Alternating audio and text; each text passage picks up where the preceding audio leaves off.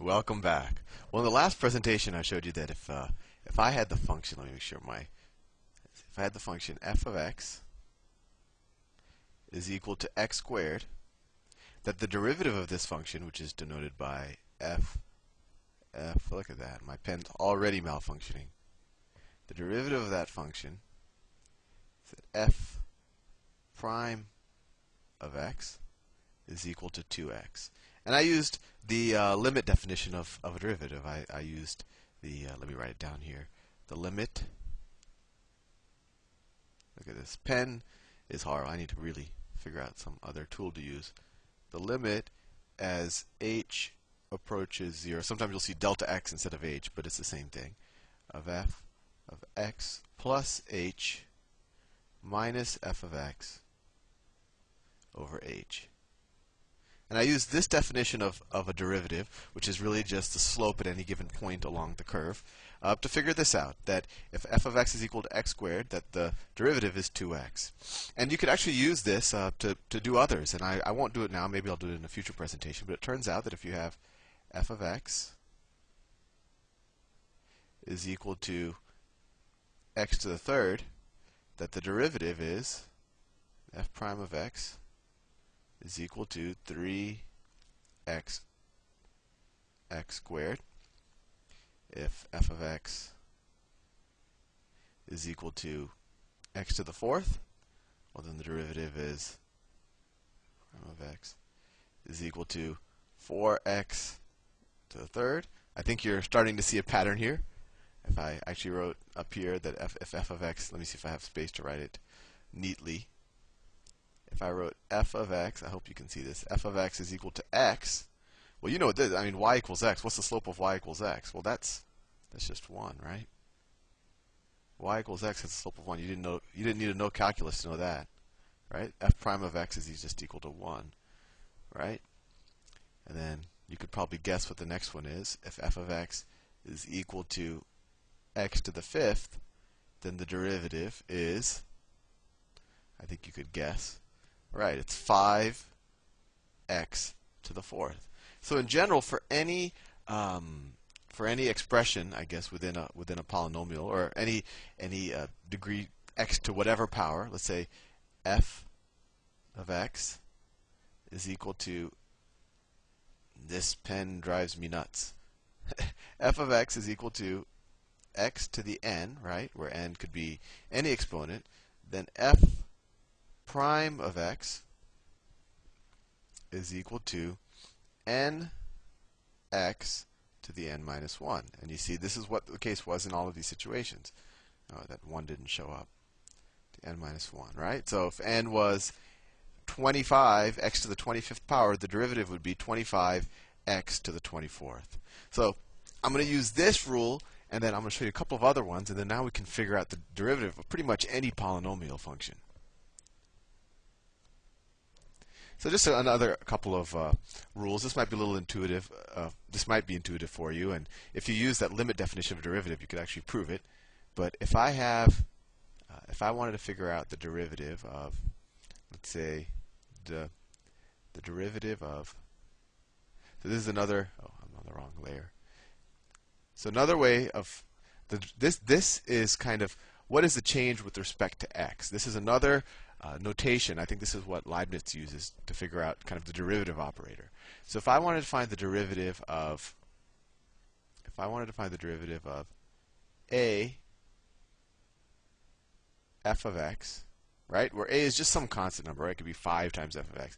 This is the same thing as saying a times the derivative of f of x. And what does that tell us? Well, this tells us that, let's say I had f of x is equal to, and this only works with constants, f of x is equal to 5x squared, right? Well, this is the same thing as 5 times x squared. I know I'm stating the obvious. So we can just say that the derivative of this is just 5 times the derivative of x squared. So f prime of x is equal to 5 times, and what's the derivative of x squared? Right, it's 2x. So it equals 10x. Right? Similarly, if I had, let's say I had g of x, I'm just using a different letter, g of x is equal to, and my pen keeps malfunctioning, g of x is equal to, let's say, 3x to the 12th. Then g prime of x, or the derivative of g, is equal to 3 times the derivative of x to the 12th. Well, we know what that is. That's 12x to the 11th, which you would have seen if 12x to the 11th. And this equals 36x to the 11th. Pretty straightforward, right? You just multiply the constant times whatever the derivative would have been. I think you get that. Now, one other thing. If I wanted to apply the derivative operator, let me change colors just to mix things up a little bit. Let's say if I wanted to apply the derivative operator,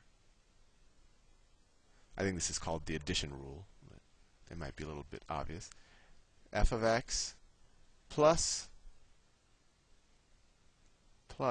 g of x. This is the same thing as the derivative of f of x plus the derivative of g of x. That might seem a little complicated to you, but all it's saying is that you can find the derivative of each of the parts when you're adding up, and then that's the derivative of the whole thing. I'll do a couple of examples. So what does this tell us? And then this is also the same thing, of course. This is I believe Leibniz's notation, and then Lagrange's notation is.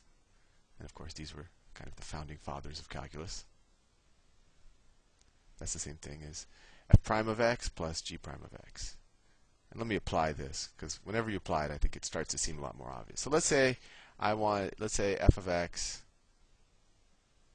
is equal to 3x squared plus 5x plus 3. Well, if we just want to figure out the derivative, we just say f prime of x. We just find the derivative of each of these terms. Well, this is 3 times the derivative of x squared. The derivative of x squared we already figured out is 2x, right? So this becomes 6x. Really, you just take the 2, multiply it by the 3, and then decrement the 2 by 1. So it's really 6x to the first, which is the same thing as 6x, plus the derivative of 5x is 5. And you know that, because if I just had a line that's y equals 5x, the slope is 5, right? Plus, and what's the derivative of a constant function? What's the derivative of 3? Well, I'll give you a hint. Graph y equals 3 and tell me what the slope is. Right. The derivative of a constant is 0. And you can, well, I'll show other times why that might be more intuitive, but plus 0. So you could just ignore that. So f prime of x is equal to 6x plus 5. Let's do some more. I think the more examples we do, the better. Let's say, and I want to keep switching notation so that you don't get daunted whenever you see it in a different way. Let's say y equals 10x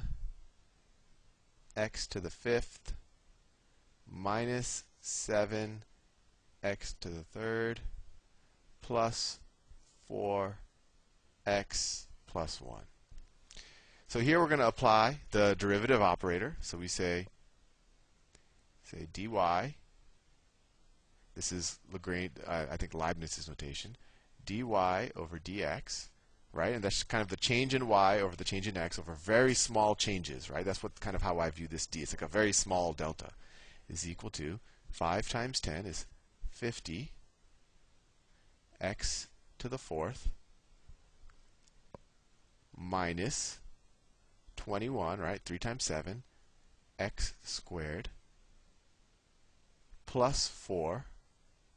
And then the derivative of 1 is just 0. So there we did. We figured out the derivative of this very complicated function, and it was pretty straightforward. I think you'll find that derivatives of polynomials are actually more straightforward than a lot of the concepts that you learned a lot earlier in mathematics. That's all the time I have now for this presentation. In the next couple, I'll just do a bunch of more examples, and I'll show you some more rules for solving even more complicated derivatives. See you in the next presentation.